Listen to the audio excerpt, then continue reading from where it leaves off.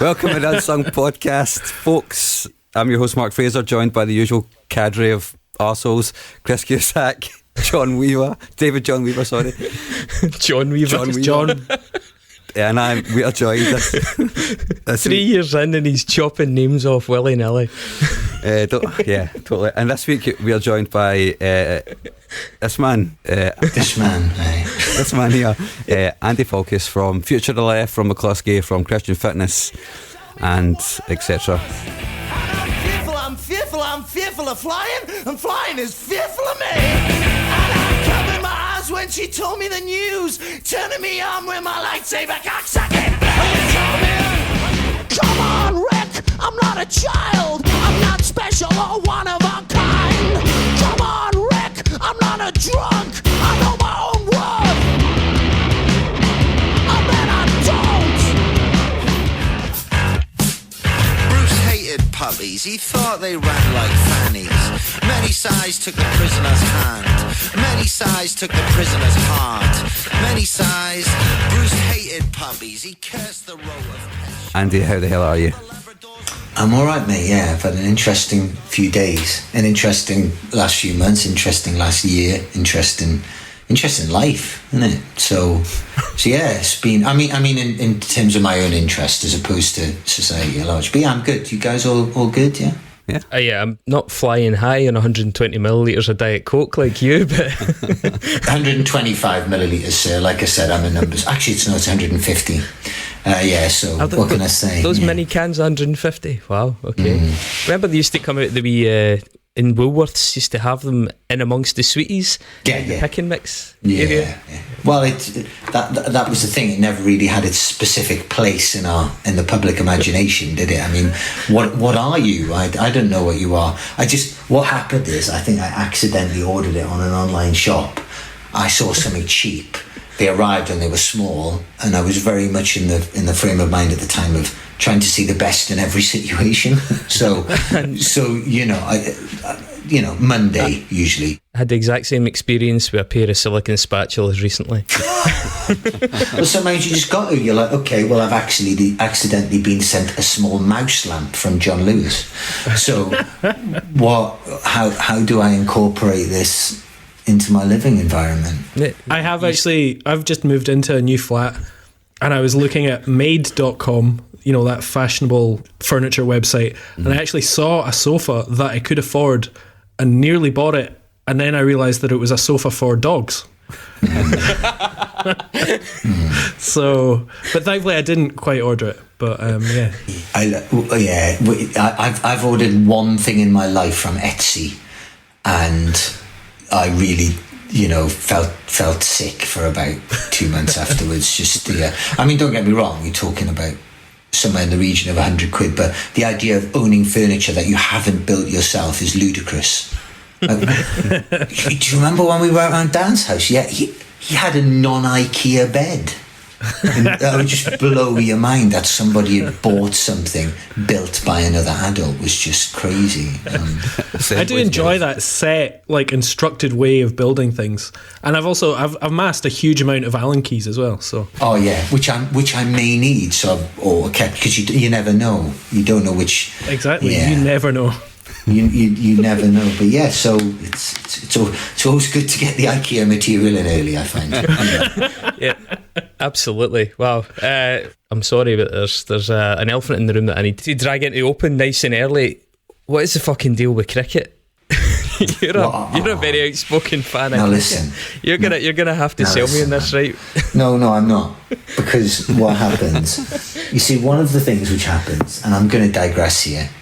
Because hello, Andy, you don't have anything to digress from. We've barely got. Okay, no. As far as I'm concerned, that's a manifesto. So it's a point by point manifesto.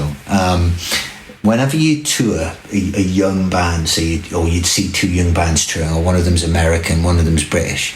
At one point, the two youngest members of that band always have a debate about which nation has the best sports.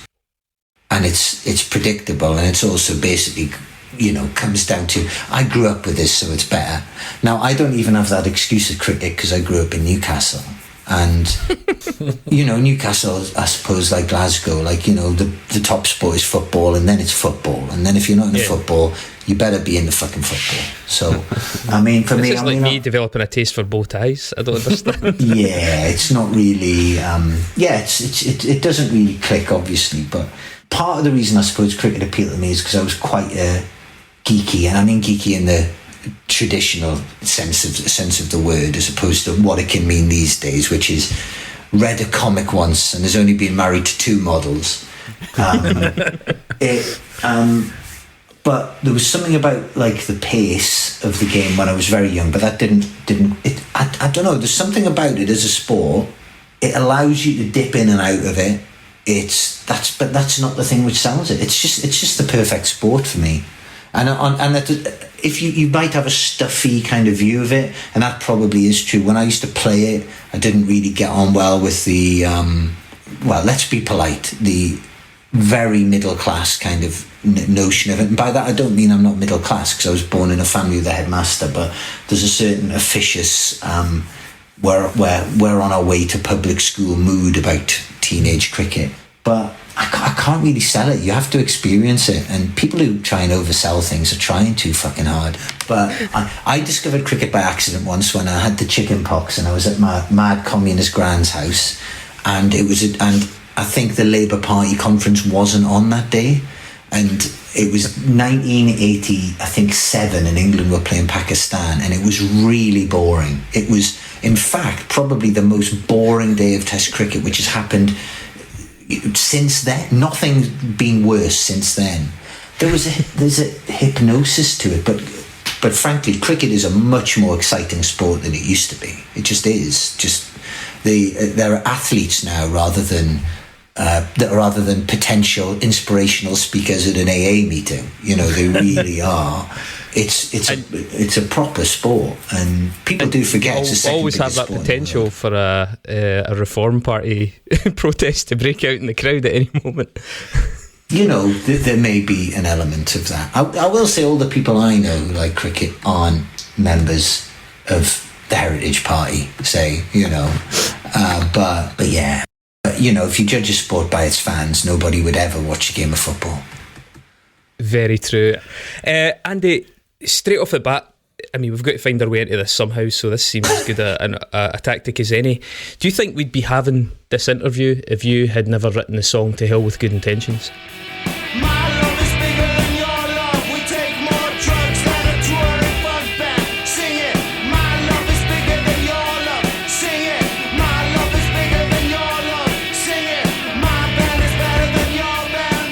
How significant in the history of your bands is that song? You fucking coming out swinging, Chris? Jesus Christ.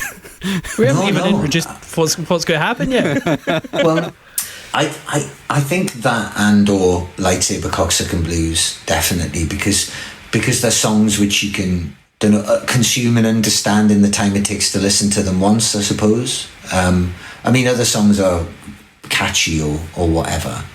But yeah, even to this day, I mean, you can understand why Lightsaber Cocksucking Blues maybe wasn't more popular in a widespread kind of internet era, because it's called Lightsaber Cocksucking Blues. Oh, yeah, or daytime radio, yeah. But with Hell to Good Intentions, I mean, it's kind of got, it's kind of almost got a bit of that teen spirit thing, as in the same thing happens 3 times.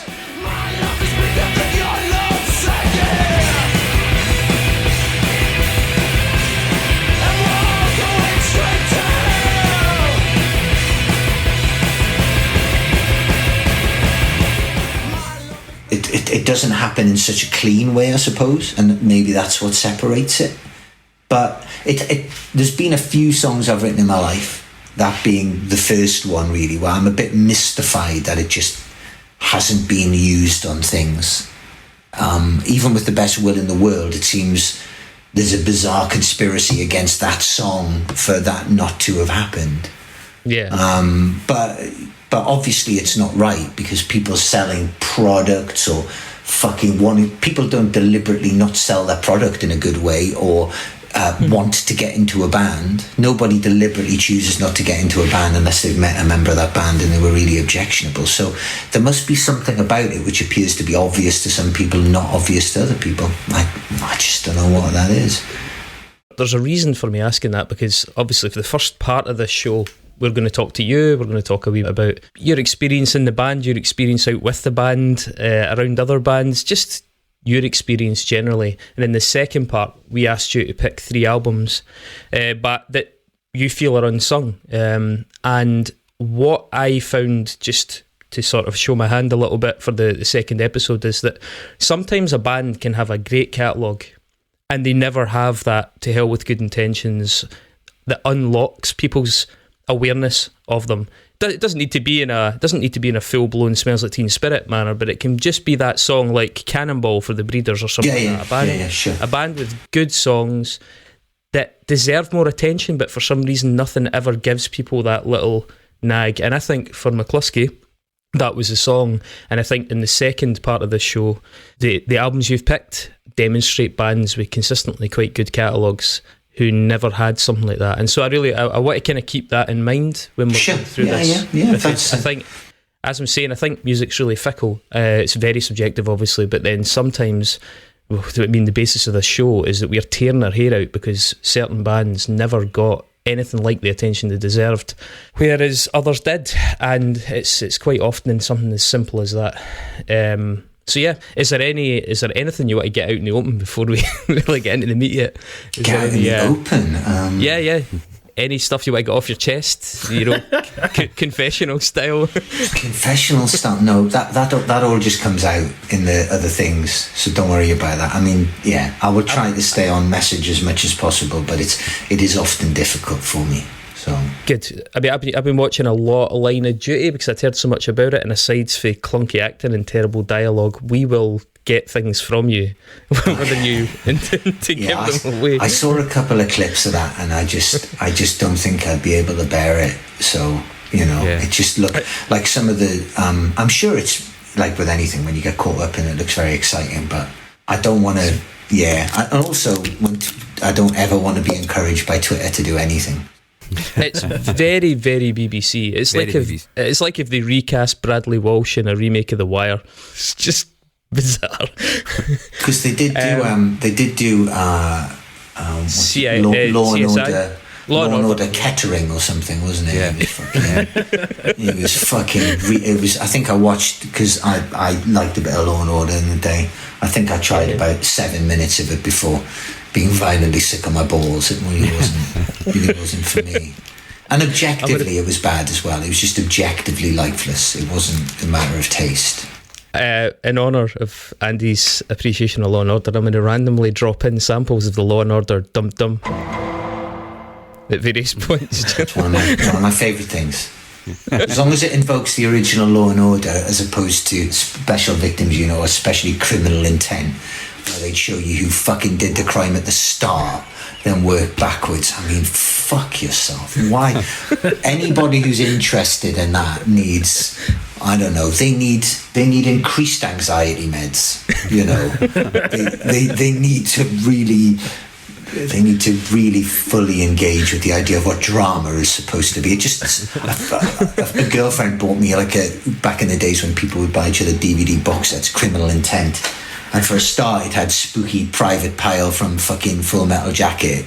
And he couldn't solve the crime, and we'd already fucking seen it. And he'd see the truth through a wall, and the reflection of a Nokia. It was a shocker. Don't watch it.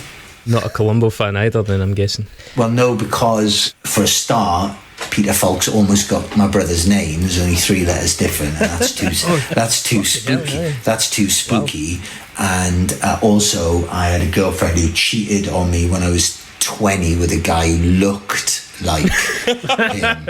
So it's cold as ice, man. So yeah, but I needed a few good talks from my girlfriends around that time, and a bit of. I mean, I got over it. I'm able to talk about it in this forum now, so it's fine. She lives in Hull now, so I got all the revenge I ever needed. Oh, yeah. Ouch. To orientate ourselves, let's talk a wee bit about McCluskey Do Dallas, which in your words, should have been the first album. Yeah, probably. You weren't pleased that ultimately, or in hindsight, that you'd chosen to release My Pain and Sadness is more sad and painful than yours. Joy, you better watch out. Scatter, blow up. With joy, you better let go. Settle thyself and throw up joy. I mean, I know that you said that it sounded like a collection of demos. I mean, obviously, McCluskeyism, the thing that you released posthumously in 2006, well, posthumously at the time, in 2006, was exactly that, a collection of demos. I'm guessing you feel a bit more positively about McCluskeyism than you do about My Pain and Sadness. Yeah, because they were well-recorded demos, or they were demos recorded in places where, even if they weren't great studios, we all played at the same time. Whereas My Pain and Sadness was made in a very small studio, with songs we'd usually written that day, and because of the restrictions of that studio, the drummer Matt had to play the song, and then the bass would go on, and then the guitars would go on, and the vocals would go on, so the songs got no life to me. They're not songs.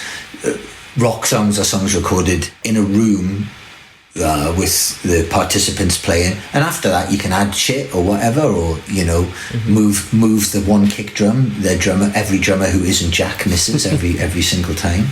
But it's alive. It has an essence of live, whereas that album has no essence of live to me.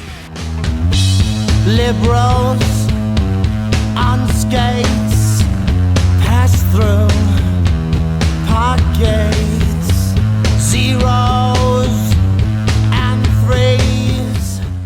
So that's the reason it sounds like a collection of demos, whereas the demos, in inverted commas, on McCluskeyism, say a lot of the ones who do Dallas or whatever, were at least were recorded in a small, fairly ramshackle studio, but we were all playing at the same time and then stuck stuff on. So to me, they sound like rock songs as opposed to like impressions of rock songs.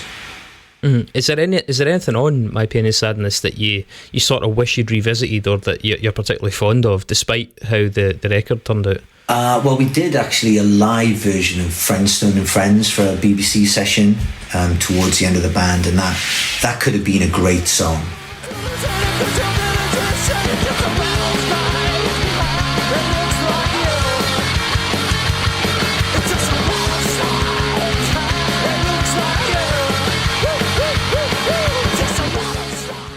White Liberal on White Liberal Action could have been a great song, although, like, thinking about it, there's some songs, it doesn't happen very often because the songs just usually come out the way they're supposed to, but with that song, I think the way my voice works, if I could have taken it up or down a pitch, somehow it would have been a much more powerful song. There's something about it which just isn't quite right. I think it's a little bit too high to be resonant.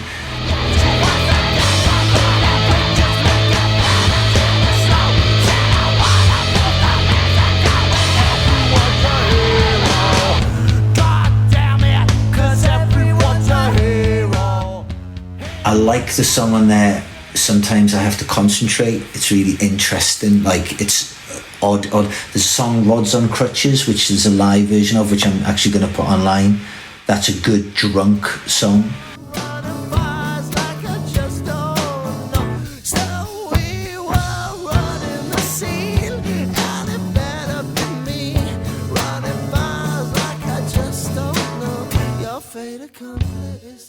But some of the rest of the songs are just generic to me. They sound like a bunch of quite talented guys who like stuff like the Pixies and have obviously read a few books. And it's good. There's nothing wrong with it. You can see the genesis kind of what it became soon after. But to me, there's no special spark about it. It's good. I mean, it's better than, frankly, at the risk of sounding like a cunt, it's better than most bands, but there's nothing special about it. It's interesting you picked out Liberal, because I think that's actually probably the point where, or it's certainly the point in that album where what I would consider a McCluskey sound is most apparent. The sort of simple motif thing with the guitar, the really simple thing, and just the pacing of it. It's got a little bit more self-confidence. It's got a strut. It's got a strut, like Damien, who plays in the band now, who's in the band now, fucking, that's the best way to put it. He says that, the best because it's very early stages, but when he says he's writing for it, it's like if it has that strut, to it. But the strut, without being a dick about it, it just has self-confidence is the right word for it. And it definitely does have that. There's a song called "She Come in Pieces" has something of that as well, if not the motif or whatever. It has the atmosphere of a McCluskey song, certainly. To go with the stage fright. We've got it letters and it's like shit come in pieces, shit come in. So, if the atmosphere of the recordings was such an issue, apart from the obvious appeal, what was it that really finally sealed Steve Albini for you? Because obviously it's a bit of a trek and it's a bit of an expense, so not that Steve's particularly expensive, but it's a lot of inconvenience to get there. So what made your mind up that was what was going to make the difference with this next batch of songs? Well, I didn't really make my mind up in any sense like that, because I wasn't I've never really been I'm not a big rock historian. I don't necessarily know a lot about bands or rock music. I went through a period, I read a lot of the music press when I was like maybe 15 or 16, a lot of Enemy and Melody Maker at the time, but I've never really been that, I suppose I am now, but I was never that impressed with the thoughts of musicians or whatever. And I knew who Steve Albini was, but I didn't have some kind of huge awareness. Like, I think I'd heard Prayer to God. The one true God above, here is my prayer. Not the first you've heard, but the first I wrote. Not the first, but the others. I was loosely wearing big black, I knew that he'd done Surfer Rosa, obviously. For us, him wanting to use Too Pure when they signed us, just them mentioning him was just, to me, an indication that they were taking us seriously in a very loose way. So when they said they were going to contact him about us recording with him, it was just like, yeah, cool, great, whatever. Mm-hmm. Because at that stage, you don't really have, especially for a band like us, you don't really have a shopping list. After we would already been a band for a few years, and it was just fucking somebody doesn't think we're a metal band. This is incredible. Too Pure had worked with PG Harvey, hadn't they? So yes, and she worked with Steve to great effect. But we did an episode on Do Dallas, like a full episode, and one thing that we remarked on during that episode was that I think the results, given that it's the same guy and given that he's so famous for being quite set in his ways, and I don't mean that as a criticism, but given that he's quite famous for that approach, the way that he recorded you, the results were dramatically different from the results with the likes of PG Harvey, which was all about space and room.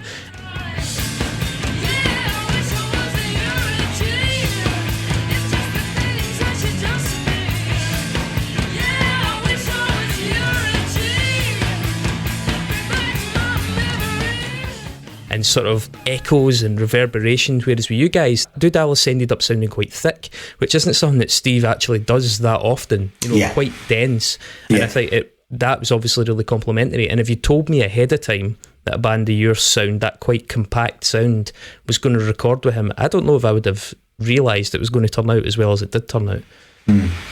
Well, I'm not somebody who had ever really thought about the way you even record before I'd not recorded and recorded with him. By that I don't mean during the process of recording, I mean afterwards, like reflecting on it.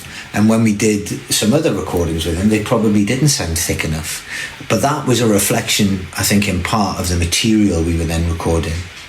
But maybe all these almost intangibles, like the sound you had at the time or whatever, the way it's captured, you know what it's like, anyone who's done any recording, you've got the same fucking settings on your amp, the same mic position, you go back the next day and it sounds different. Sometimes there is that fucking intangible that you simply can't explain beyond the science. Maybe it's 3 degrees warmer outside or whatever, or there is in a way it's a little bit distracting, because I think when all recordings, to me, but it is a particular feature of his recordings, you just when it's right, you're just in the room with the band, aren't you?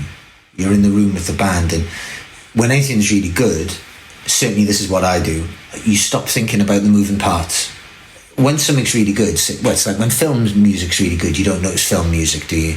When Steve Albini's doing his job really well, you don't necessarily come away at the end of the first lesson going, that's Steve Albini, fucking aced it, you know? You've completely forgotten about Steve Albini because these three people, in our case, were in the same room as you for 34.2 minutes. Or, yeah, it's still a weird experience. Probably, with the exception of particular days, recording that album was still probably the best 8 days of my life. It was the first. It was just a time where everything just shifted into place. We were a good band all of a sudden, almost. I don't know what had clicked. Just finding out. Just having that confidence, I suppose. Yeah.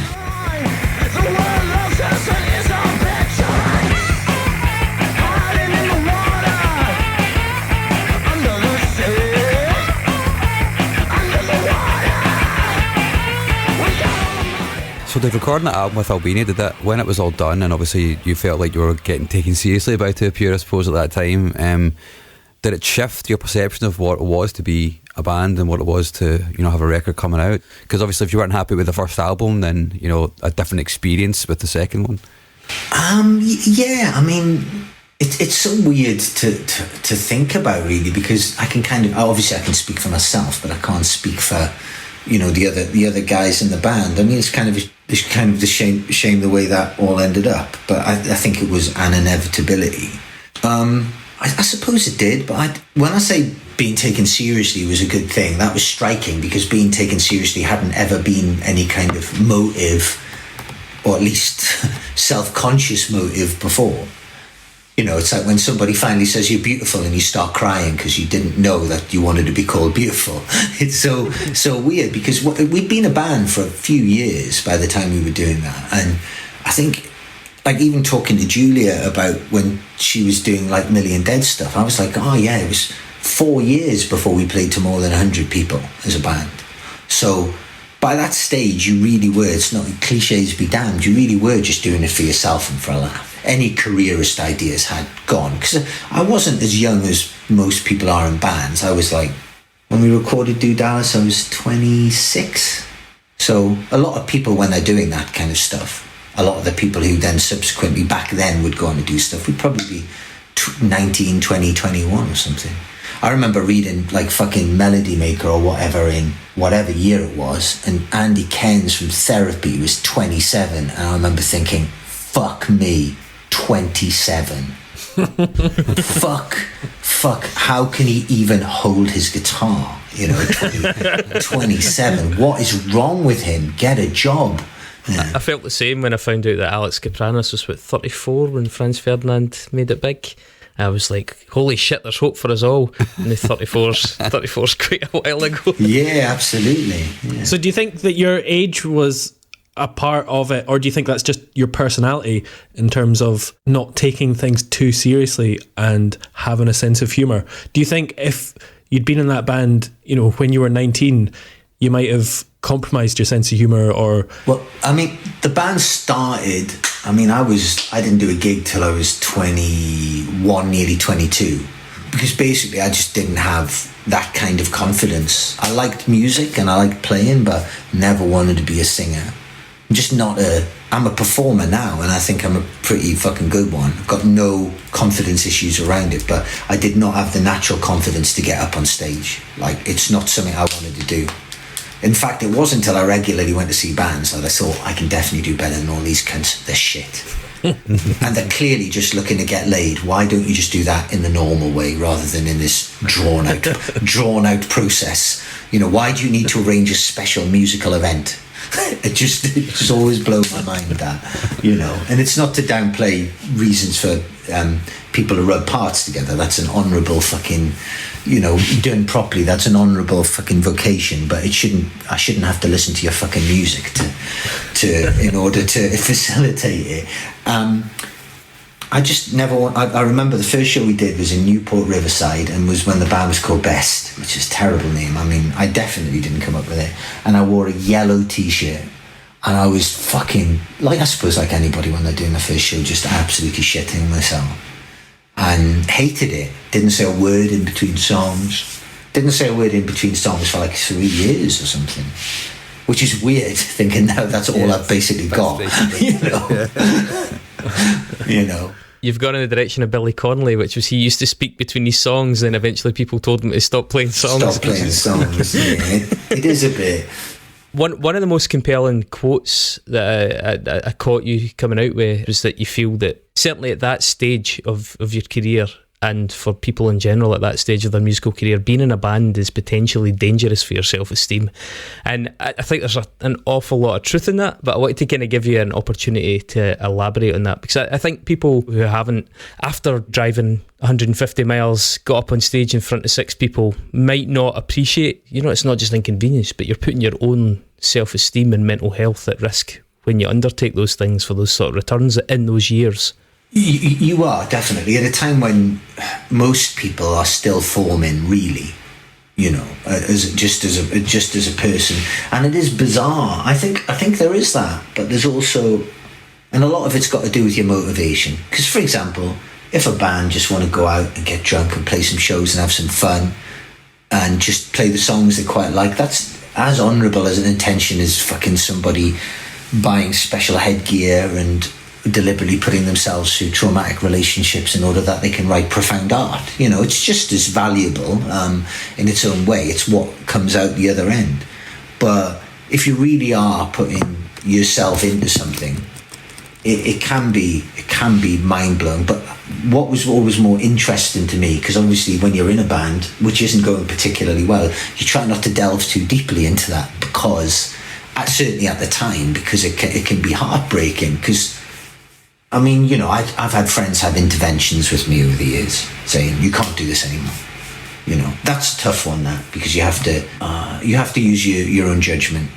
Because there's been plenty times where you'd maybe be making so little money in order to justify the endeavour, or, the 4th temp job you've given up in 2 years to go on tour, and there's literally nowhere else left to get a job. So you're like, what the fuck do I do? But the emotional bends is the thing which always got me. I'll never forget, it was Future the Left headlining Heaven in London, which is, if you've ever been there, it's a fantastic venue. We played, and it was the biggest headline show I'd ever done at that stage. It was like, we sold something like 900 tickets, and that was just mind-blowing, and it was a great night in every conceivable way. And I had to drive back that night because the next morning I was in work. I worked, basically I was a temp in my local council, working usually in housing departments.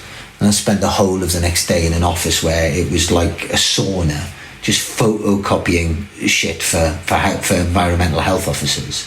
And just the emotional bends of going from the position of being literally the most important person in the room, the reason that a venue was there for the night, where fucking, I don't know, including gig fees and drinks, maybe, I don't know, 30,000, 40,000 pounds was changing hands that night. You're really the fulcrum, if that's brought everybody there. And the next morning, 12 hours later, not nothing, but you're very disposable, you're the most disposable person in the building. It's very odd to cope with that sometimes. But the way you cope with it ultimately is by trying to be just a decent human being. It can be tough. But I think it's important, talking about things like self-esteem, built into that are things like dealing with things like jealousy or whatever. Being jealous of, say, another band or whatever success is totally natural. You should be allowed to bitch on to your friends about it, and then you should fucking get over it. Whereas I've met people who are stoic in there. Oh no, I think it's marvellous that I'm living here in this pit of shit, and talentless mug tits is out there fucking nuts deep. You're like, just fucking pull back. You don't actually think that. It's all right. But then you also get people who are consumed with shit fucking years down the line. You're like, this really is, there isn't just one space at the table, and that's been denied to you by the Rogers or whatever. I don't know. So it all builds into that, and it all builds just learning about stuff. And what is also important is taking lots of time out of music. Like, I was, for about 3 years in McCluskey, my job in the most minor sense of the word, financially, but was music. Everybody I knew was in music. Life was music, music, music, music. But then going back and doing, albeit an unpleasant call centre job for a little bit, pulled me away from taking that too seriously, and began to You know, you do see it in that times as just what it is, as opposed to something you necessarily need to live and die with, you know. Mm-hmm. That effect you described, the emotional bends, which a pretty poignant way of putting it. It's actually a bit of a miracle, considering that some people emerge so normal from those situations, at least in the earlier years. You know, bands that rocket to stardom.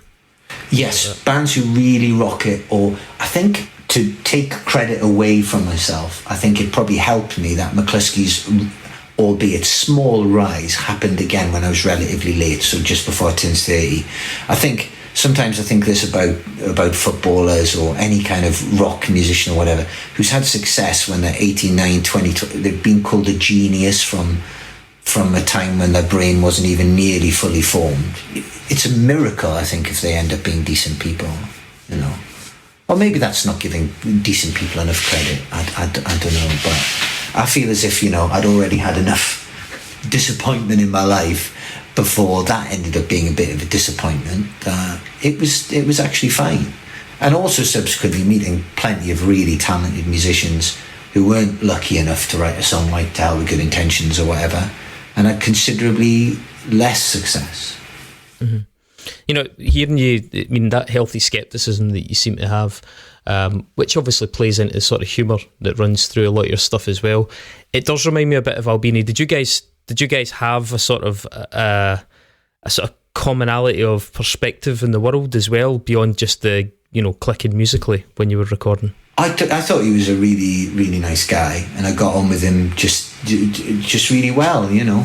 But I would hesitate. I don't know the guy well enough to like suggest I would call him a friend or whatever, you know. Mm-hmm. He said, you know, like a lot of people say, he's not exactly shy, but he's not necessarily like this verbose guy. But yeah, it was great. I loved recording with him and really liked spending time with him. We didn't, you know, have spa days or anything, but it was yeah, it got on really well. We played in, you know, different comedy. I think, you know, we played in lots of Chris Morris stuff and seemed to be on, you know, roughly the same wavelength there. But yeah, it was all lovely.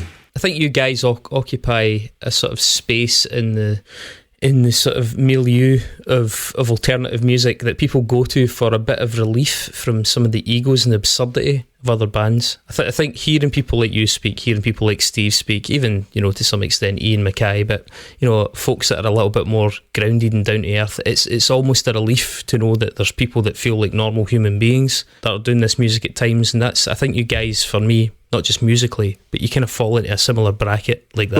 Well, that's very flattering, obviously, because, you know, Steve's a lovely guy and has done some of the, you know, not just has he done some of the best stuff ever, but I don't agree with everything the Daft Cunt says, but you know, it's pretty much of a, yeah, you know, I wouldn't know how to describe it, but that's very flattering. Thank you. So following up for McCluskey Do Dallas, you went back over and you did the difference between you and me, so I'm Not On Fire.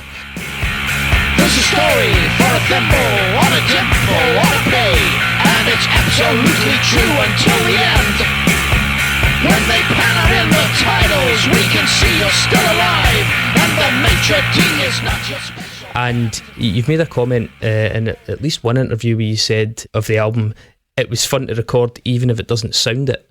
And I would say that there is something, as much as that album has more than its fair share of really strong songs, there's a spark or a levity missing from it. And I'm kind of curious to kind of probe you on that comment. Well, because the levity was missing, it's because it had just something else, I suppose, a different thing, which I think is identifiable at times and is less successful at other times, maybe. Probably 80% of the people who like the band prefer Do Dallas to that record, you know.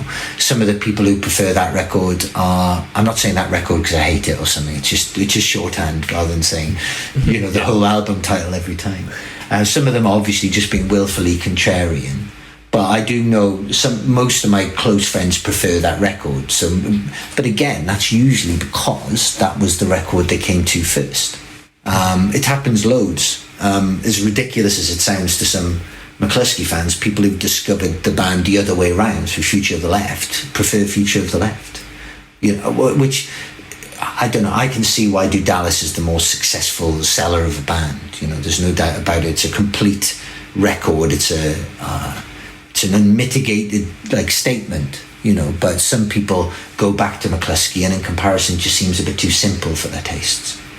I'm just as proud of both bands, so I can accept that relative criticism. So yeah, with the difference, yeah, but I mean, it was really tough to make at the start because of the issues we were having with Matt Harding, who was the original drummer of the band, who was frankly a monster up until the time of Do Dallas, and then after that time, I don't know how to put it more.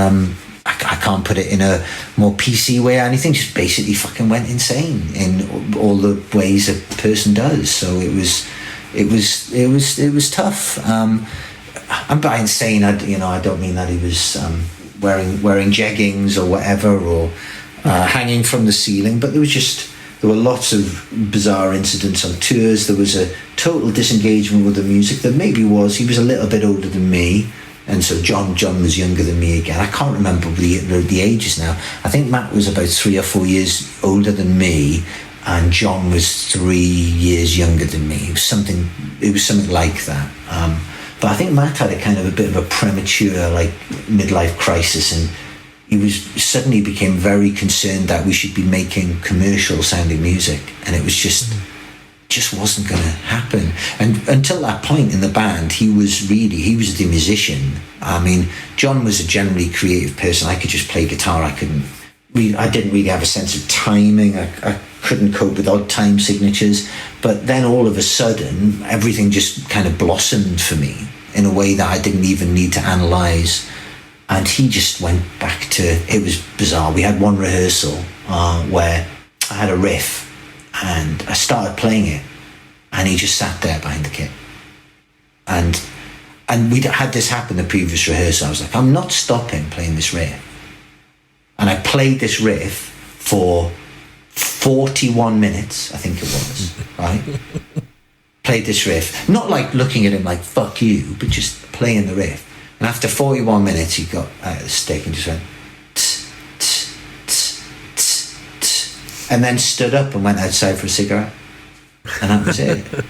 And I'm not, however the thing comes across on stage or in rehearsal or whatever, a naturally antagonistic person. I'm not. Like, how could you get by in a band if you were? I did a job a lot of years ago actually, between McCluskey and Future Left, which is ostensibly like mentoring young bands, and I thought I'd come from a band where it had been a bit tense, but I've been in other bands' rehearsals, and let me tell you, there was fucking nothing in our rehearsals apart from some people smoking weed a bit too much. There was nothing like arguments, or occasionally people would be a bit passive aggressive in the way they can be, you know, me, myself included, or you'd have a good day or a bad day. But even after, being in a band's actually quite simple, and don't get me wrong, I think over the years I've maybe apologised to bandmates for not being a complete cunt, but definitely being a little bit impatient. Because the way we write is, everybody you just have to be on it, and you have to throw things in quickly. That's the idea. You've got to be confident enough to fail. And if you're not confident enough to fail, you hold up the whole process. That's the basic thing. Because it wastes my time as well. Fucking get it in. If it doesn't work, it's not a problem, right? Try something else. If it doesn't work, it's not a problem. But if you don't try that thing, then we're fucked. We can't move on. That's like a basic principle. But of course, I've forgotten where I was. Well, I think given how prolific you guys were simply at writing songs, I mean, to be in a band that, okay, you had 3 albums, but as you say, the first one was more of a glorified collection of demos, but then there's nearly 60 tracks on McCluskeyism, you know, and I think it's incredibly prolific for a band with so few actual studio albums.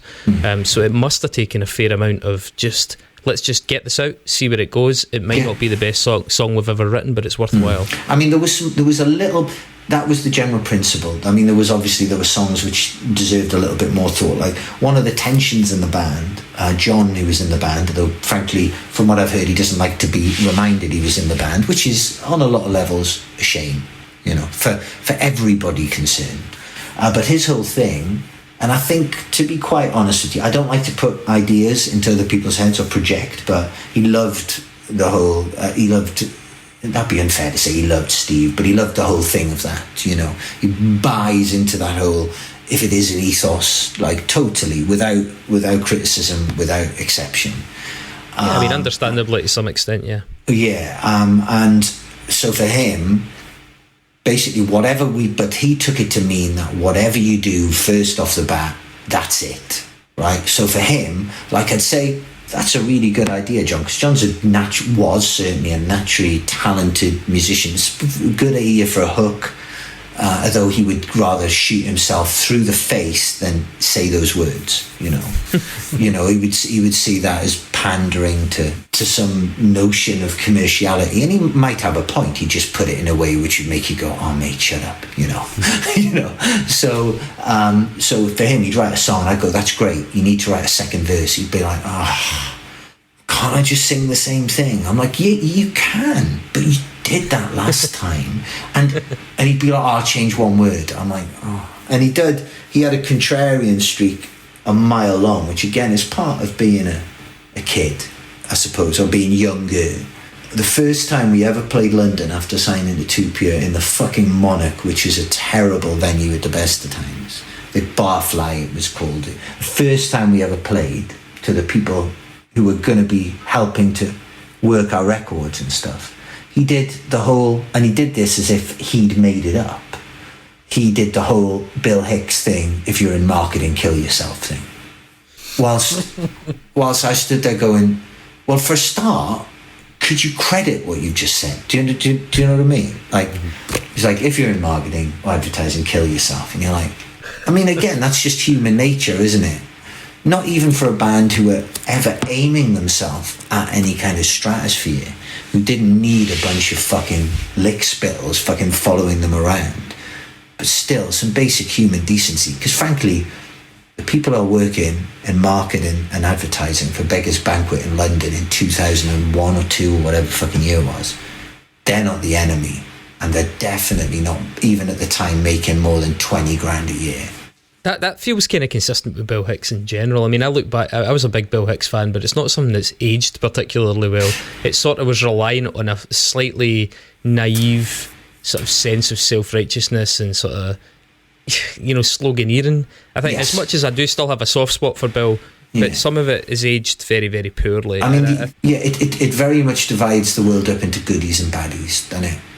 And it describes those rules, and obviously, again, there's something of a truth in that, but that's a very simple way of looking at the world, and people fall outside of those boundaries for those purposes. I mean, some of the Bill Hicks stuff, especially re drugs or smoking, less so with drugs actually, because the drug stuff is still well observed. I mean, say the anti-smoking. I mean, I was a smoker at the time, and frankly, found the smoking stuff embarrassing. Not everybody's that fucking obnoxious. Frankly, it's on the level of cognitive dissonance.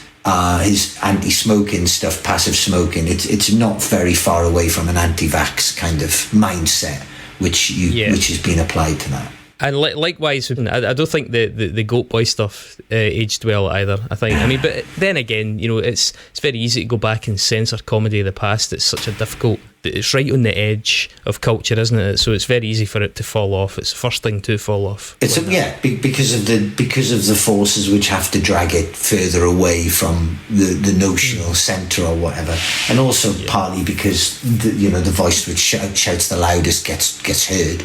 But he was undoubtedly a very funny, inspirational figure for a lot of people.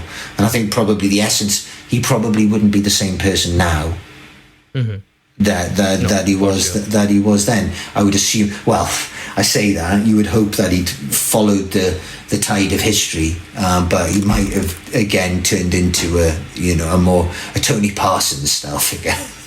Yeah, I mean, I have to say, from a personal, we often touch on conspiracy theories and things in the podcast, especially as part of the Nexus.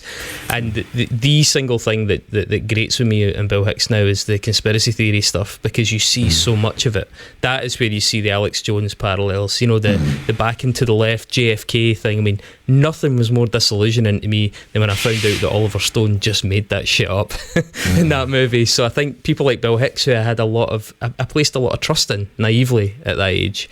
Well, I think someone like Bill Hicks, though, somebody like Bill Hicks, again, for somebody who's so outwardly cynical, he again has a little bit of maybe, and this is just making this up as I go along, what a little bit of a lack of empathy, in the sense that he's obviously a very intelligent man, and he can play with those ideas and not think about the harm that those ideas could cause, perhaps, because he can play with them and reject them and then still go on about his normal life as if it had never happened. But maybe there's a more naive part of his fan base who don't have that ability. They literally, and let's face it, even in a jokey way, he's keen to play up that Messiah bit, wasn't he? So you're not sure where the joke ends. And on the subject of comedy, Andy, I'm sure you've been asked this until you're blue in the face, but I mean, you've actually said that you had some aspirations of stand-up comedy when you were younger, and I think what you have become known for, I mean, you talked about not really speaking for the first 3 years of the band, but from that point, certainly often a huge feature of your concerts has been your persona on stage, and that sort of fine line of banter meets comedy that you walk, and and there's no getting away from it. A lot of people go to McCluskey or Feature the Left shows for that element of the concerts. It's certainly something that comes in addition to a very good record if you go and see the band and you're actually gut laughing during the shows as well. How did you manage to navigate getting humour and politics to some extent, but getting humour into your material without lapsing into Bloodhound Gang, Tenacious D, darkness? Dave, I know that you like the darkness. How did you misstep at points, or did you just find it easy? But you still misstep now, though, and it's the same with, say, the talking it's the same with the songs. And let's face it, most people misstep in the way they listen to it, because the amount of times I get something, hey, definitely like this band, the song titles are just like McCluskey. You're like, no, it's long. That's a long song title. You've made a fundamental error there. It's not quite that simple. And I'll write down 100 song titles for every 5 that land or something. Like, some of them are just too clever for their own good. It's like the ideal thing is to write a song which is about something without being about it. So but some subjects or some things you can't write about without being a little bit on the nose. So you try not to be too much on the nose, but then you're no longer writing a song about that thing. It's like the way that works. But for me, it's still learning. I remember with early Future of the Left, when Kelson was in Future of the Left, Kelson didn't talk very much in Jar Crew, and that's probably because his voice at the time, especially because he was young, Jar Crew just sounded like goblins. It was bizarre. So at the start of Future of the Left, it was pretty much just me talking, but Kelson's a funny guy. Even I used to take the piss out of him all the time, because he used to work at our rehearsal room's music box, and when he was working, I used to call him just to bully him, basically, for the way he answered the phone, because he'd go, hello, music box, and I'd go, hello, music box, and just take it from there. Man in his mid-30s, what are you going to do? But then like I said, he's a very funny guy, and so he started talking more, and it got to one stage, it was really funny, but then frankly it got too much. There was too much talking, but as the person is instigated, it's very difficult to pull it back. Now, what got too much especially was that he got so much into it, and he got this weird affect. I don't know. I think he got it from Bob Weston, but I don't know where he started. And actually, I'm saying he got it from Bob Weston. I'm saying it's an affect. I don't think it's an affect, actually. He really did sweat like fuck over his bass. So, like using a little towel to wipe down the bass, and it did help him. I mean, I'm lucky. Basically, I'm one of the sweatiest men on earth, but my hands don't sweat. Why that is, I have no idea. I have very bad genetics. So what would happen is Kelson would say something and it would be funny, and then he'd walk to the back of the stage and pick up his towel and wipe his bass, and then he'd have a drink. And it got to the I remember the last show, actually the show where we just talked about how he was going to be leaving the band. It was in Manchester at a terrible venue called, I think, the Ruby Lounge. And we played a show, and I don't usually get super drunk, like for a show, but I got drunk that night. But it was the kind of show where about 3/4 of the people came out of it going, that was just incredible. That was fucking amazing. There was so much, there was loads of songs, obviously, but there was so much talk. It was amazing. But I know 25% of the people probably came out of that show going, yeah, play some fucking songs. Because if you're at the back, you're not getting the crowd part of the interaction. You're only hearing what's coming over the mic. So, or not hearing that if you're in a carling venue, of course. If you're in an academy venue, you're probably not even hearing that. But it becomes unbearably tedious. A lot of even the talk now, it's not designed, but frankly, there's an idea of continuity in a rock show and it being light entertainment. But there's been loads of missteps. I can't even remember what it was. I remember once being made to look like a total fool in Aberdeen, which is not the place you wanted to happen to you, is it? And there's been times it's fallen flat. There was one show we did in Sydney, and I think As Future the Left in 2008. And even then, as a relatively experienced musician, I now know that the best thing to do was just to have the guy thrown out, because it was funny at first, but the whole show became about that thing. Whereas we did a show about 3 years ago in Sydney again, and there was a guy, and I know how to shut that guy down now. Basically, you get two, and then I'm shutting you down, and if you won't be shut down, then there's your money and goodbye. That's the way. But it never has to get to that extent now. But you learn things. You learn things about it all the time. Crowds are, and small crowds are totally like 60 people are a totally different dynamic to 200, which is a totally different dynamic to 6. Basically, the thing I've learned is don't even try to really talk to crowds larger than 500. You're just doing little bits you've got, but nothing special happens in a room that size in terms of talking, because there's no real connection. But I didn't learn that until I'd done shows that big where it hadn't worked. But yeah, loads of missteps, more than, and there'll be others in the future. So, but generally speaking, that's a great part of it. And some shows are magical because of that. You feel like you've had, all these real connections as opposed to ones just to blog about. So, Andy, to change tack a wee bit, so you're self-managed now, right? Is that yeah. Good? Yeah, we've got an agent for Future the Left, but that's our only kind of thing. So obviously, I know you said one of the main differences between McCluskey and Future the Left was just the way that they were run as bands.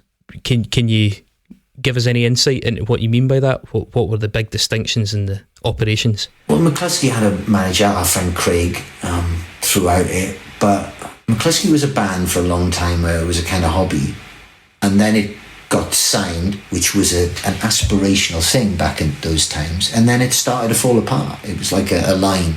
So it's very difficult actually for me to compare the two directly. With McCluskey, it was like keeping a crumbling nation together. Well, nation, fucking crumbling. A crumbling allotment together, trying to protect it from, well, not even foxes, just squirrels and shit things, This is song title gold here, by the way. All right. So I mean that's what the experience of being that band is. Some people ask about it, and again, it's a tricky business when you start narrativizing based on thoughts you've imagined in other people's minds. But my theory at least is if the band had had more success, the band would have ended earlier, because John just wouldn't have been happy about it. For better or worse, as I kind of touched on earlier, he kind of romanticised the struggling artist. It was a part of it for him. He thought he wrote his best songs when he was working in a 24-hour garage to sustain doing his music. That's what worked for him. Actually, at the time it was frustrating, and it's up to the individual to consider whether that's affected or bullshit or whatever. It's definitely not my experience of I write my best music when I'm happy. The song, and I'm sure you've heard this before in an interview, so I apologise if it's the case. It's not actually about John, but another friend of mine who is the singer in a really good band, he said, when I met a girl in 2000, I think it was, who I was then subsequently with for a few years, he went, don't go out with her. She will only bring you happiness. Call, all I say was call, all I say was call. She started wondering, where is the prophet here? And what he meant by that is, if you end up in a happy relationship, what are you going to write about? What are you going to write about? But I've never really written songs like that, or rather, I've never really written songs like that beyond the age of 17. You know, of course, everybody gets to write songs like that. It's called being a teenager. But I mean, on that line, do you think if you had $400 million in the bank and a mansion in who says I don't, mate? well, sorry, yeah, I'm casting aspersions here. But would you still be doing music if you just didn't have to? I'd still be making music if you didn't have to. But would it be shit?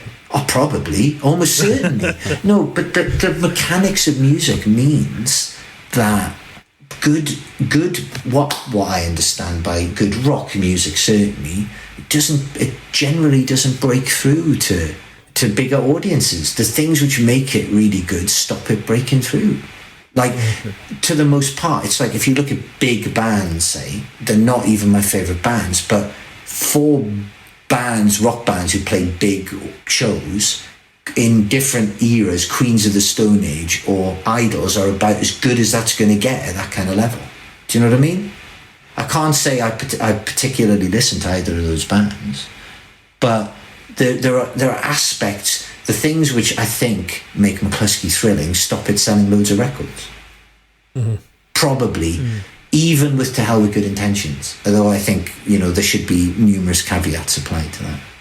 So, I mean, you're talking about you write your best music when you're happy, and clearly there's a lot of things in your life that went in the right direction, including getting into a band that was more on the sort of terms that it seems like you're comfortable operating. But with that, and certainly with the self-management, there are plenty of other ways to find misery.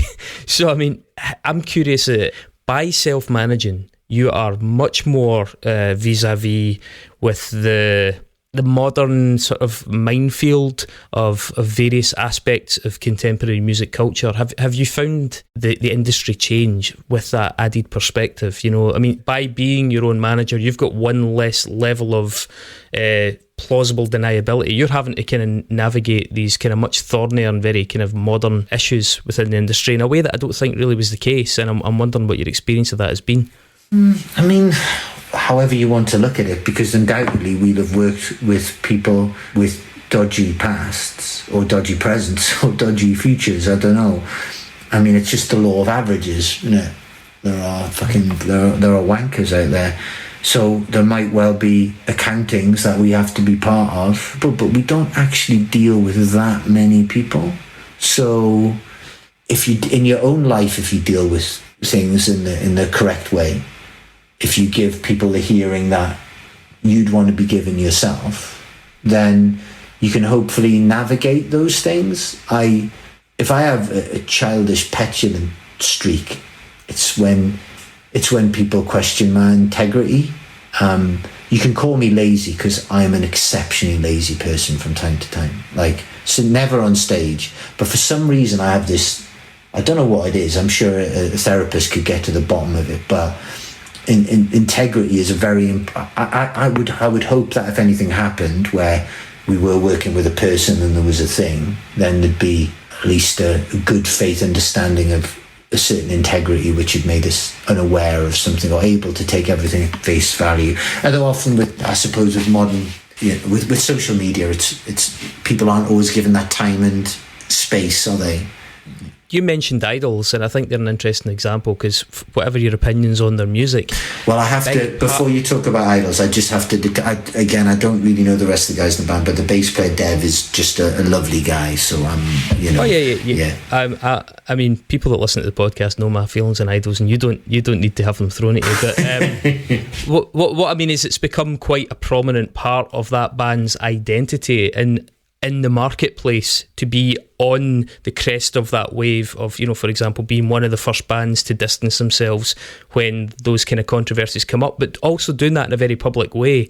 And I don't see you guys as being a band that really are, that doesn't really seem part of your makeup. It's quite a modern phenomenon.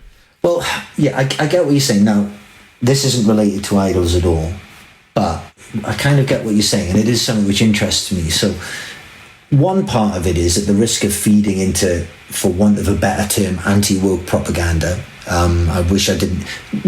Saying woke is good shorthand to know what we're all talking about, with no judgment pass on it. I would generally consider myself somebody who's well behind a quote-unquote woke agenda, whilst feeling at times that the way the quote-unquote woke agenda is sold is fucking stupid. That would be the way I would put it in a some kind of really fucking small way, and to the point where it actually makes me really angry. You don't. Are you Tories in disguise? Should be a constant cry at the more extreme parts of the left.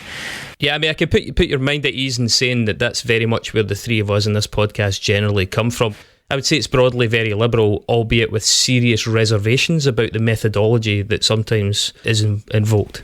I just think you've got to ask, what are you trying to achieve? Like, there's two stages to it. There's an injustice, and let's face it, a lot of governance or politics is about dealing with things which are wrong, as opposed to, hey, everything's cool, let's legislate. It doesn't work that way. We don't need laws against being nice to people, do we? We need laws against fucking murder, against fucking, for example, say socialism, right? Now, most people agree with most people when you confront them with socialist policies one by one, pretty much go, yeah, that makes sense, but call it socialism and you've got yourself an instant magic pot noodle vote loser, don't you? It's stupid. And a lot of the people who are frankly paid to comment online, you wonder whether they exist to be eternal controversy fonts, or they're interested in actual change. That's my. However, I'm not saying I know what the answer is. It's a total cop out in a way for me to say those things. So what I was kind of using that as a motor to get to is the idea that a lot of the people I know who are the most socially conscious online are frankly people who have a fucking cheek. I think that's a widespread phenomenon. Actually, I don't think that's isolated to you. It's interesting how it has manifested in the music industry, and I wondered if being the front line of your own band now, not having that layer of management to sort of deflect and handle these things in diplomatic ways, if that had been problematic or if that had been an added cause of stress. Sometimes, yeah, because nobody wants to be the bad guy. You just don't. You're never the bad guy in your own fucking narrative. And for a band like us, it's not enough of a spectacular, like you were saying earlier, swimming pool mansion style success to be able to insulate you from what others' opinions are. I've been accused of not being activist enough by a lot of people. I've been accused of being guilty for the Tories winning the Hartlepool by-election the other day because I personally witnessed anti-Semitism in the Labour Party, and it didn't stop me voting for the Labour Party, but as the party of anti-racism, and the fact that some of my Jewish friends were genuinely afraid, that was enough to speak about it. I mean, I think if you've watched any commentary on the left about the current problems in the Middle East, I think it's not hard to find a fair amount of anti-Semitism, and it takes a fair amount of denial to well, it really does. It really takes having bought into a particular narrative, and it's really sad. And what it says is, I've been called a centrist dad. I like being called, and it turns out what that means is certain types of racism are okay. Because let's face it, to progressives, there's a hierarchy of racisms. and racism against Jews is considered to be the least insidious. Yeah, the most excusable seems to be the most excusable is a very good way of putting it. Yeah, the most excusable. People who say that's not the case. Any other group of people, marginalised otherwise, 85% of them are saying that they think somebody is an anti-Semite. And, you know, sometimes that terms are helpful. Sometimes somebody can hold anti-Semitic views, have prejudices, without being an anti-Semite per se. You know, even for some Jewish people, I know it's very difficult to identify sometimes, because sometimes people have just been exposed to tropes for so long in their life. But that whole thing was just kind of not my break with the left. I'm still in the same place. The Overton window is now a fucking wraparound greenhouse, isn't it? I'm still in the same place, but now we've moved to a point. But again, it's difficult to understand, isn't it? What part of real people, what part of the left does Twitter actually represent? I don't know. And you have to caveat everything. Of course, Keir Starmer's an underwhelming leader. You know, of course these things. But again, I did a job years ago working with some trade unions. And as somebody who was really on the left, it was a really disillusioning job to do. Because you have this rather naive belief, maybe in your 20s, that people who share the same political beliefs as you are good people.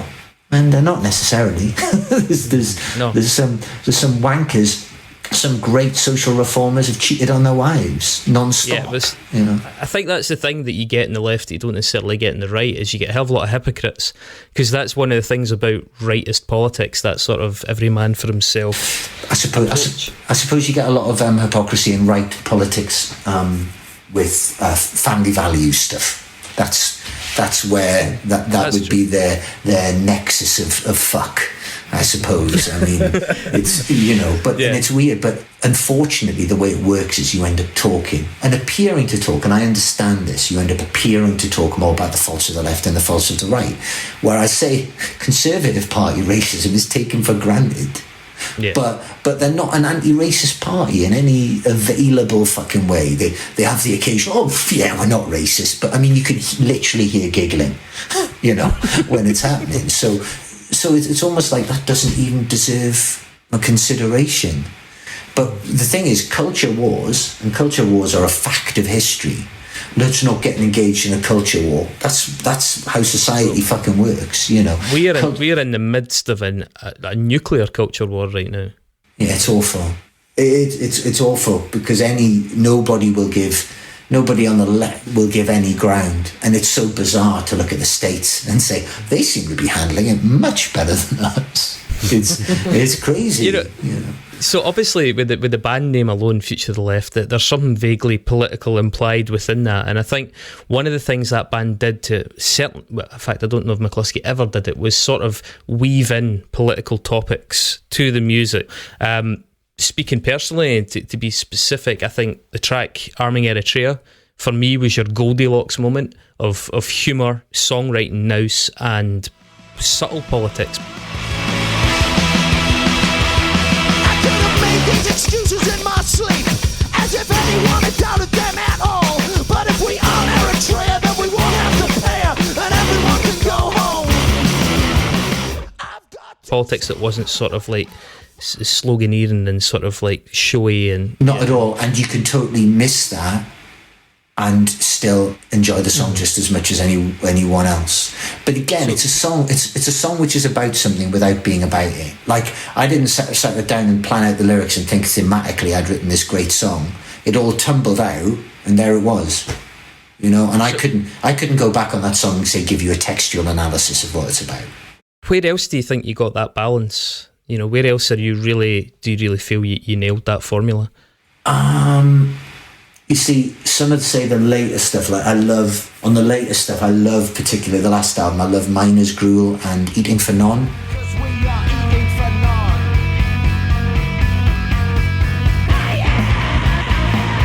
Most of the time perfectly happy, but occasionally I'm struck by melancholy, the details of which are often extremely dull. They're two of my absolute favourites, but they're a little bit more conversational, so they're, by virtue, they're less surreal, I suppose. They're not surreal. They're less disjointed. They're less. Whereas Arming Eritrea is essentially, I always forget how to pronounce this word, non-sequitur. It's my collection. Non sequitur. Yeah, that's right. Arming Eritrea is more of that. Unconsciously, it's a collection of that. To be honest with you, the second somebody pointed out to me what those were, I kind of went, oh, I didn't realise I even wrote in that way. I just wrote in the way that I wrote, and then kind of consciously went in another direction for a bit, because I thought that was just a way of just throwing random stuff together in a way that I hadn't really thought about. Because when that songwriting process goes badly, it just looks like a lot of random shit thrown together. For example, I think the first verse of the last Future Left album, Running All Over the Wicked, it comes across as just words thrown together. A dead body in the boot of a nova is the least of my problems. As long as there is still room for the shopping, with cheese and lager, a piece of the action. Which really wasn't the intention, it just means it wasn't as successful as it could have been. But other songs, I suppose, Small Bones, Small Bodies and Manchasm from the early Future of the Left stuff, definitely that way. Small bodies, what the harm of being accidentally miniaturized? Who put the brakes on courage? My finest exoskeleton, she said the fossil, it caused so much carnage, forgetting the combat, small bones, racist neighbors. Song like Johnny Borrell Afterlife, which is on how to stop your brain in an accident. Black and white, it's all hemoglobin. Roy, just a boy with the biggest head in school. Just a boy with the brightest future. That definitely has that like flow to it, in the sense of a story which you can't quite put your finger on, but you get where it's fucking headed. Even though it's a bit more of a nakedly, it is an emotional song. Just I wouldn't ever pray of telling you what it's about. Beneath the Waves and Ocean. Just a punch right now. You're more than the end of something. Don't get found out. And there's a Christian fitness song called Hamsterland, which is a really, really personal song, but it just comes across as a song about renting a property. We all stood by till our shoes were fitted. Take the bladed end and balance it between your thighs. Don't forget it though. And being a hamster, just on a hamster wheel or whatever, in a silly way, but it's actually a very lovelorn, sad, by my standards, very sad song. It's kind of delightful, actually, for people not to think it is. Mm-hmm. That's the tension for me, which makes that song work. So I guess, seeing as we're in this mode, and we'll probably wrap up this part of the show, now that we're reminiscing and we're kind of like pulling things out of like dusty old cases, could you pick out any sort of particular, well, certainly highlights, but also regrets, things like that? I mean, I know you've said you felt that sometimes we are songwriting, in a couple of cases you'd been lazy and that a song had potential and you hadn't really done it justice in the long term. Are there any kind of highs and lows that stand out with the benefit of hindsight now? Well, definitely from the last record, there's a song, Back When I Was Brilliant.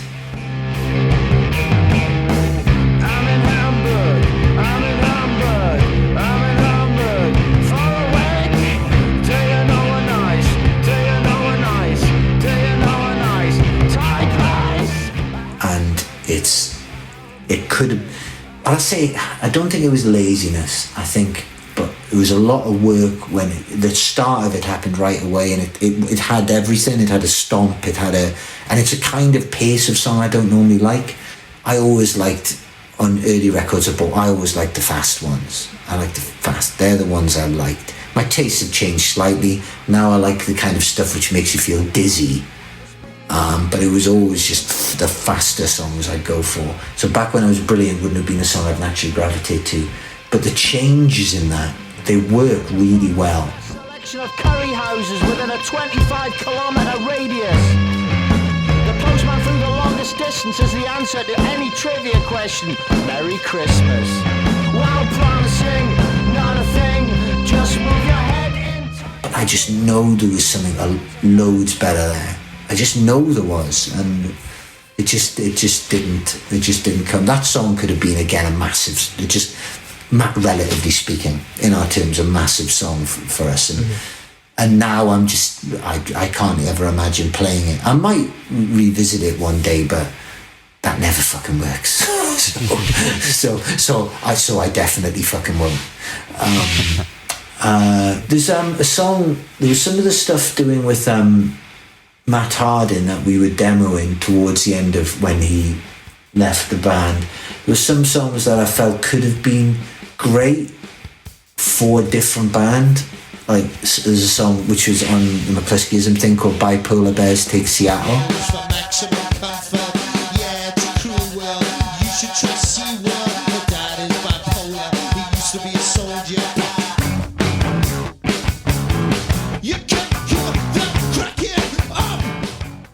Which is just obviously the title is too clever for its own good in a way, and probably now somebody would flag it as being problematic in a way, and I don't even say that in a dismissive way. There's something in that. That's the thing. Can I just say that's my favourite track on that whole collection.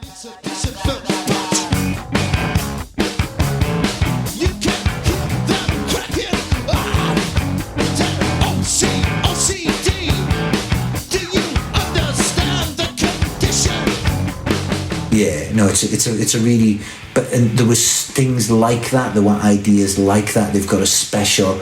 They're like, it's hard to describe what that is. That's like, I don't know what it is. It had something like potentially special to it, and there was stuff around there. See, when Jack joined the band, he wasn't as good a drummer as Matt straight away. He's become just this musician that is, frankly, in my experience, without parallel. But he was a jazz drummer. He was very inventive. He was a good writer, but his kick drum foot wasn't quite good enough. Because he hadn't been doing rock drumming. And there was a song on which ended up being on the C-sides called "See Them, Smell Them, Sign Them."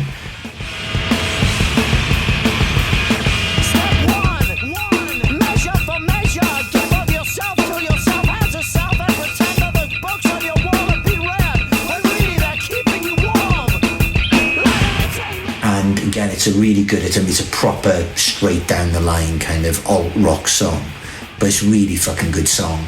And the Jack of now would play that, and that would sound fucking monstrous. But the recording for me, the kick drum foot isn't. This is a very particular complaint. It isn't right. And if your kick drum foot isn't right in a rock song, then. Good luck to him. Does he do Kept by Bees? I mean, that he must have a fun time doing that. Oh, mate, he's incredible.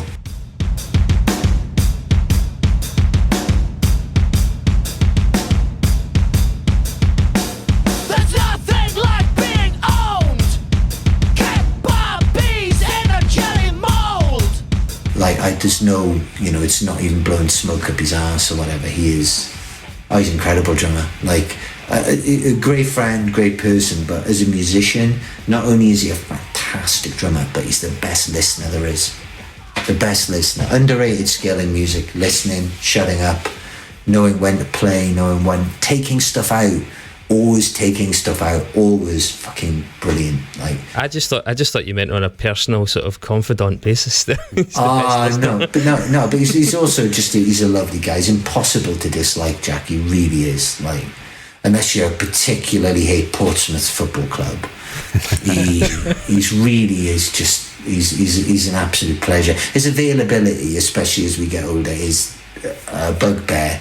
I'll get through an email. Oh yeah, I'm available on Thursday between 2 and 2:45. You're like, fucking hell. But that's the story for any aging band. It's not at all interesting. I had one question for you, which is like going to totally come out of left field, but I was just thinking about the last time we spoke, and I was looking through some of the interviews that you've done in the interim period, and the last time you spoke a little bit about your book, and I have since have since learned that you've written another one. I've written a couple, and you know what? They're both all right.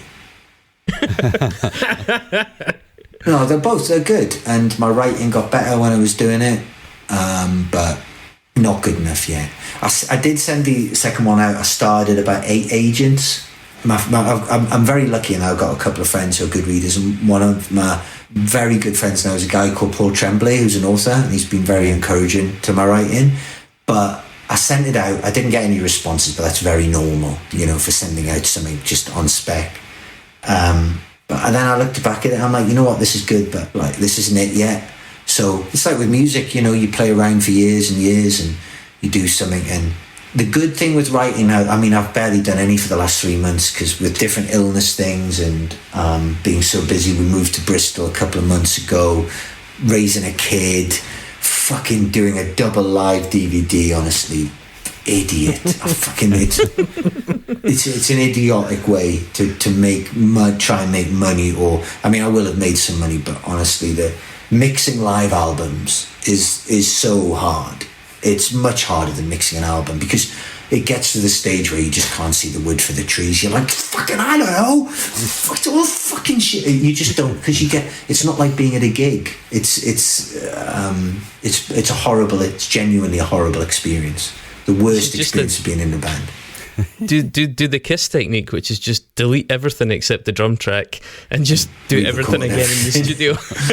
Yeah, well, I know plenty bands. I know of plenty bands who've done that. On the Future of the Left live album, actually, there's one edit. But on the McCluskey live album, there's only edits for time. Mm-hmm. And Andy, we did an episode on live albums where we pissed on everybody's favourite live records by exposing the copious amounts of subterfuge that had gone on in the history of live albums. So I'm sure you're one of the least grievous offenders. There's one edit on the Future Left live album which made me ashamed, but the more I listened to it, I was like, we got to edit that. We just got to do it. It's not right. I can't have that being there forever. And frankly, if you listen to the McCluskey live thing and hear the version of That Man Will Not Hang in London, which has so many guitar mistakes in, I can only imagine I was having a stroke during that song because it goes so wrong. It goes so fucking wrong. And in College and Rock, in the Cardiff version, Damien, who's never stopped banging on about how College and Rock is his favourite song, is literally playing the wrong bass line.